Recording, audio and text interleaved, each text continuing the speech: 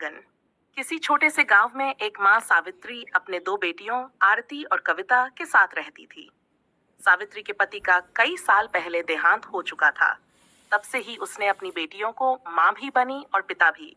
खेतों में काम कर, लोगों के घरों में रोटियां बनाकर उसने अपनी बेटियों को पढ़ाया लिखाया। आरती बड़ी बेटी थी, समझदार और गंभीर मजबूत थी। कविता छोटी बेटी, चंचल और सपनों में खोई रहने वाली। उसे कविताएं लिखना और आसमान को निहारना पसंद था। सावित्री चाहती थी कि उसकी बेटियां पढ़ लिख कर अपने पैरों पर खड़ी हों। गरीबी थी लेकिन इरादे मजबूत। आरती ने माँ के साथ खेतों में काम करते करते पढ़ाई पूरी की और शहर की एक कंपनी में नौकरी पा ली। अब घर में कुछ राहत आई, पर कविता के सपने कुछ और थे। वह कवियत्री बनना चाहती थी। माँ ने पहले तो मना किया, कविता से रोटियां नहीं पकती बेटा।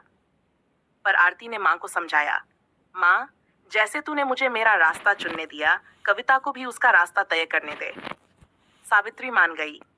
कविता ने अपनी कविताओं से कई दिलों को छू लिया। उसकी कविताएं अखबारों में छपने लगीं। कुछ सालों में वह एक प्रसिद्ध लेखिका बन गई। आज सावित्री की आंखों में आंसू हैं, लेकिन वो दुख के नहीं, गर्व के हैं।